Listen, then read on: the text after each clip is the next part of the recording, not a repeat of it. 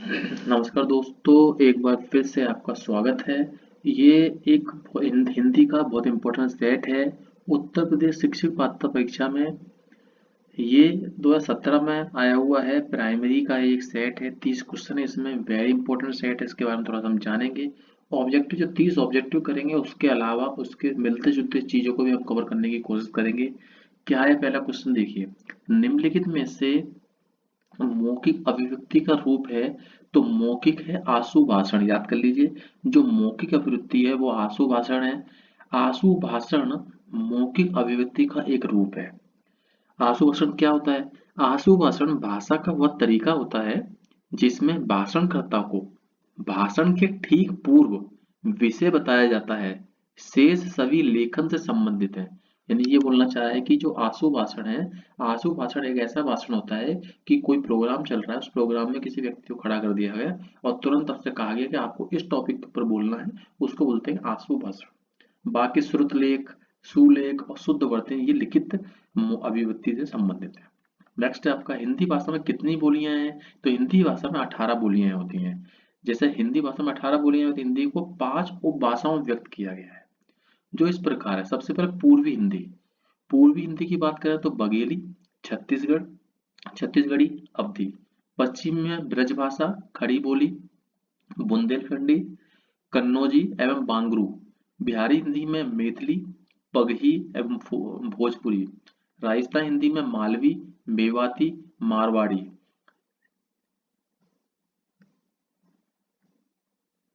एवं जयपुरी। और पहाड़ी हिंदी में कुमाऊनी एवं गढ़वानी।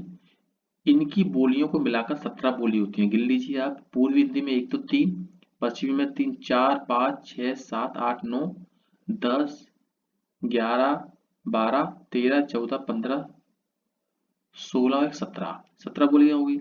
लेकिन उसमें ऑप्शन 18 है। इनकी बोलियों को मिलाकर कुल 17 बोलियां होती हैं, तथा दक्षिणी हिंदी, हिंदी का ही पूर्ण रूप मिलाकर कुल 18 बोलियां होती हैं। ये बोलियां हैं। नेक्स्ट है, भारतेंदु युग में निकलने वाली पत्रिका युग्म है, तो इस युग को नाम है कवि वाचन सुधा हिंदी प्रदीप। क्या होता है इसके बारे में जानते हैं।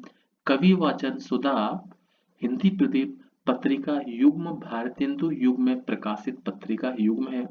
कवि वाचन सुधा का प्रकाशन सन 1968 में काशी से भारतेंदु हरिश्चंद्र ने किया। यह एक मासिक पत्रिका थी। हिंदी प्रदीप का प्रकाशन 1877 ईस्वी में प्रयाग से बाल कृष्ण भट्ट ने किया। यह भी एक मासिक पत्रिका है। नेक्स्ट आपका क्वेश्चन की बात करें हम, 3 नंबर हो गया। 4th नंबर की बात करते हैं। तद्भव पत्रिका के संपादक का नाम है, तो तद्भव पत्रिका के संपादक का जो नाम है वो है अखिलेश। याद कर लीजिए, तद्भव पत्रिका के संपादक का नाम अखिलेश है। यह लखनऊ से प्रकाशित होने वाली पत्रिका है। यह मासिक पत्रिका है जो मूलतः आधुनिक रचनाशीलता पर आधारित है।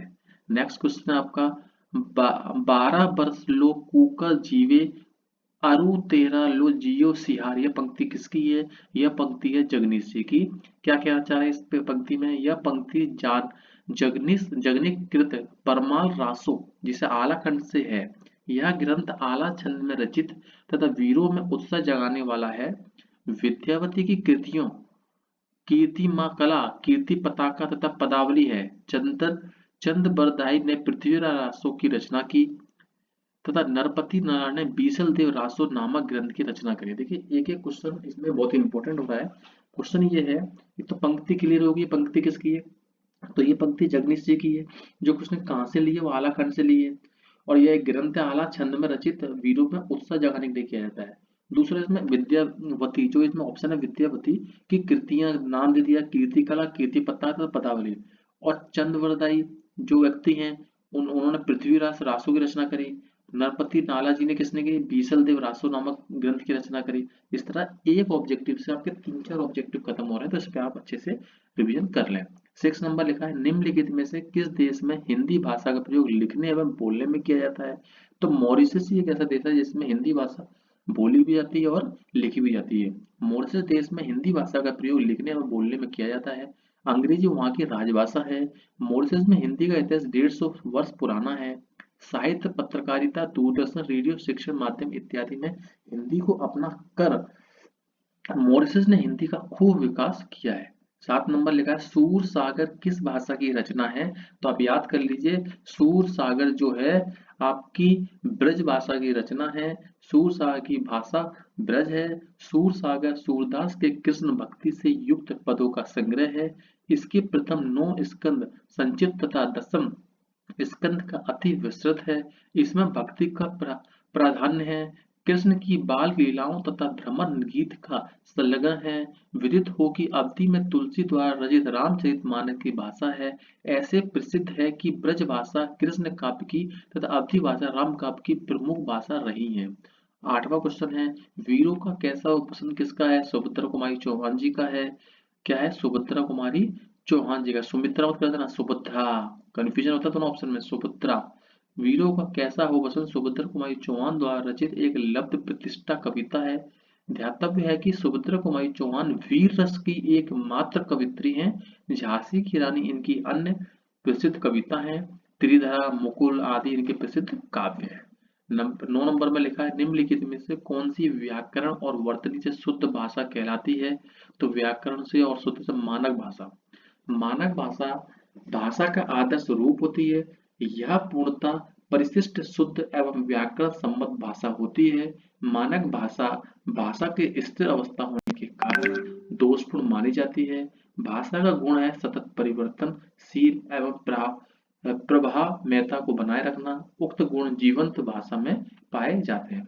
प्रश्न नंबर 10 है, निम्नलिखित में से कौन सा रासो आलाखंड के नाम से प्रसिद्ध है? तो अभी बात करी थी, जो आपका परमाल रासो है उसको आलाखंड के नाम से भी जाना जाता है। इसके रचयिता ऊपर आए थे जगदीश जी हैं। यह आला छंद में बद्ध वीर रस का काव्य है। पृथ्वीराज रासो के रचयिता चंद्र बरदाई, खोमार रासो के रचयिता दलपति विजय तथा बीसल देव रासो के रचयिता जो है वो नरपति लाला जी हैं। नेक्स्ट क्वेश्चन की हम बात करें, क्वेश्चन नंबर 11 की, तो 11 में लिखा हुआ है आपका 11 में करने से पहले 11 से 15 तक की हम बात करें तो ये एक गद्यांश दिया हुआ है। इस गद्यांश के ऊपर कुछ प्रश्नों के उत्तर दिए हुए हैं। गद्यांश को करने का तरीका ये है कि सबसे पहले आप गद्यांश के जो क्वेश्चन है उनके बारे में एक बार चर्चा कर लीजिए। क्या लिखा है? घुमक्कड़ शब्द में कौन सा प्रत्यय? इसमें तो आपको जरूरत ही नहीं है, ये तो आप बता ही देंगे घुमक्कड़ शब्द में कौन सा प्रत्यय है। तो अक्कड़ जो है प्रत्यय है। दूसरा आपका क्वेश्चन है, महावीर स्वामी का जन्म कहाँ हुआ था? तो देखिए महावीर स्वामी का जन्म देख लीजिए आप, आदिम आर घुमक्कड़ ही थे। यहाँ से वहां पे घूमते ही रहते थे, घूमते बढ़ते थे। ये घुमक्कड़ का बाना उन्होंने धारण किया था होता है। यदि वे एक स्थान पर ही रहते हैं तो आज भारत में उनके वंशज न होते। भगवान बुद्ध घुमक्कड़ थे, भगवान महावीर घुमक्कड़ थे। वर्ष वर्षा ऋतु को कुछ महीनों को छोड़कर एक स्थान से रहने बुद्ध ने का वश में नहीं था। 35 वर्ष की आयु में उन्होंने बुद्धत्व प्राप्त किया। 35 वर्ष से 80 वर्ष की आयु तक उनकी मृत्यु हो गई। 45 वर्ष तक के निरंतर घूमते ही रहे। अपने आप को समाज सेवा और धर्म प्रचार में लगाए। अपने शिष्यों से उन्होंने कहा था कि चरण भिक्षवे चारिका हे भिक्षुओं, घुमक्कड़ करो। यद्यपि कभी भारत के बाहर नहीं गए, किंतु उनके शिष्यों ने उनके वचनों को सिर्फ आंखों पर लिया और पूर्व में जापान, उत्तर में मंगोलिया, पश्चिम में दुनिया और दक्षिण में बालदीप तक धावा करवाया मारा। श्रावण महावीर ने स्वच्छ विचरण के लिए अपने वस्त्रों को त्याग दिया। दिशाओं को उन्होंने अपना अंबर बना लिया। वैशाली में जन्म लिया। कहाँ लिया जमाने जन्म? वैशाली में जन्म हुआ है। तो याद क्वेश्चन पर जाइए, कहाँ जन्म हुआ महावीर जी का? वैशाली में जन्म हुआ है। यानी गद्दान इतना सिंपल होता है कि क्वेश्चन उसी में आंसर रहता है उसका। क्वेश्चन नंबर 13 की हम बात करें, स्वच्छेद में कौन सी संधि है?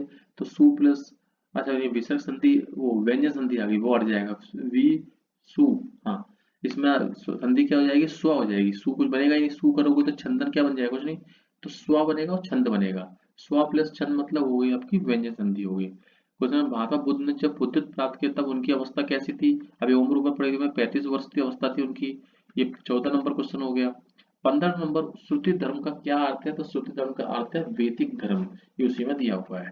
क्वेश्चन 15 हो गया। 16 में लिखा हुआ है निमिष शब्द का प्राय है। निमिष शब्द का प्राय जो है वो है क्षण। निमिष शब्द क्षण या पल का पर्याय होता है जो अत्यंत समय का घोतक होता है। 17 में मुझसे उठा नहीं गया वाच्य है। तो मुझसे उठा नहीं गया भाववाच्य है, उसका भाव है, उसको परेशान है, भाव आ रहा है उसका। मुझसे उठा नहीं गया वाक्य में भाववाच्य है। भाववाच्य में अकर्मक क्रिया का प्रयोग होता है। तथा क्रिया का स्वरूप कर्ता या कर्म के अनुसार न होकर भाव के अनुसार होता है, जबकि कृतवाच्य में क्रिया कर्ता के लिंग वचन के अनुसार एवं कर्मवाच्य में क्रिया कर्म के लिंग वचन के अनुसार होती है। 17 नंबर क्वेश्चन हो गया। 18 नंबर क्वेश्चन की हम बात करें तो 18 नंबर क्वेश्चन में लिखा हुआ है जिसकी पूर्व से कोई आशा ना हो के लिए एक शब्द है अप्रत्याशित, जिसकी आशा ही नहीं है पूर्व से। कुछ क्वेश्चन और दिए हुए हैं। प्रत्याशा मतलब होता है जिसकी आशा की गई हो, अप्रत्याशित जिससे पूर्व से कोई आशा ना हो, अपरिमेय जिसकी मापना संभव हो, अनाहूत जो बिना बुलाए आया हो।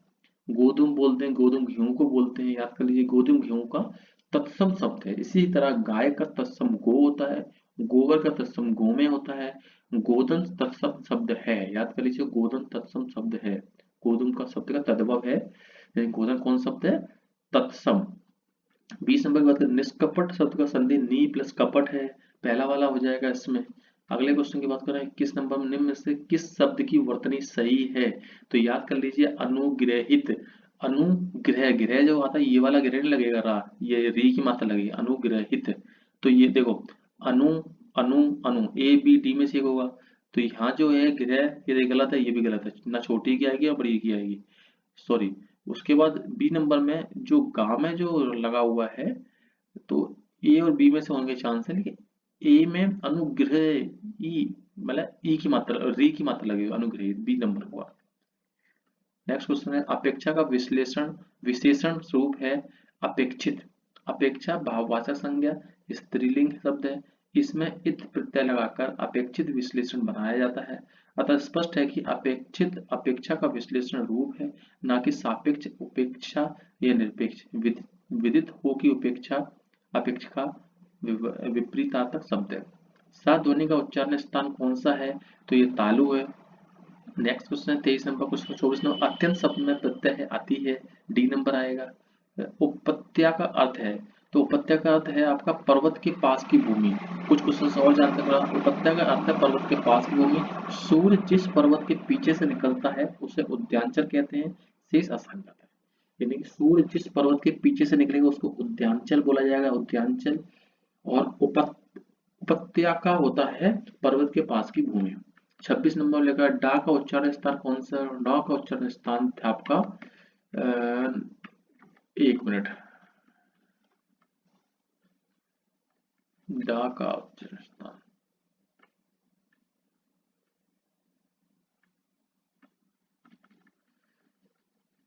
हाँ, डा का उच्चारण स्थान की बात कर रहा है 26 नंबर में, तो डा का उच्चारण स्थान आपका है नासिक का वर्ण। सभी वर्ग के पंचवा अक्षर जैसे डा इना अणा ना मा नासिक वर्ण है, इसके उच्चारण में श्वास वायु नासिका नाक से होकर गुजरती है।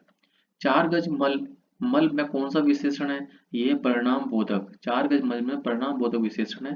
परिणाम बोधक विशेषण दो प्रकार के होते हैं, एक निश्चित परिणाम बोधक होता है, एक अनिश्चित परिणाम बोधक होता है। ये निश्चित परिणाम बोधक विशेषण जैसे वैसे विशेषण के 4 प्रकार होते हैं, गुणवाचक, संख्यावाचक, परिणामवाचक और सार्वनामिक विशेषण। शीर्ष का तत्सम की बात कर रहे हैं तो शीर्ष का तत्सम है शीर्ष, शीर्ष का तत्सम शीर्ष है, शीर्ष का इससे तत्सम से कोई संबंध नहीं है। 29 नंबर चौराहा शब्द में समाज है, तो चौराहा में द्विगु समाज है। द्विगु समाज में पूर्व पद संख्यावाची शब्द विशेषण होता है, या समूह या समाहार का गोतक होता है। इसके अनुदाहरण है अठन्नी, दोपहर, नवरत्न। अठन्नी में 8 आ गया, दोपहर में 2 आ गया, नवरत्न में 9 आ गया, नवरात्र में 9 आ गया, चतुर्मास में 4 आ गया, फिर जुड़े 5 हो गए। जब पूर्व पद या उत्तर पद के मध्य विशेषण विशेष या उपमेय उपमा का संबंध हो तो कर्मधार समास कहलाता है। जैसे नील गाय, पीताम्बर, पीलांबर, नीली गाय, मृगनयनी, कोमलांगी etc। 30 नंबर लास्ट क्वेश्चन की अगर हम बात करें, आंख की किरकिरी होना का अर्थ है, आंख के किरकिरी होने का अर्थ होता है अप्रिय होना। आंख के किरकिरी होने का अर्थ अप्रिय होना, आंख का तारा होना मतलब बहुत प्रिय होना। ये 30 क्वेश्चन बहुत इंपॉर्टेंट है दोस्तों, इन 30 क्वेश्चन को आप अच्छे से पढ़ लीजिए। ये यूपी उत्तर प्रदेश के शिक्षक पात्रता परीक्षा में 2017 में आए हुए हैं, बहुत ही इंपॉर्टेंट क्वेश्चन है, इनको आप अच्छे से रिविजन कीजिए। अगली वीडियो की हम नेक्स्ट टाइम बात करेंगे। नमस्कार।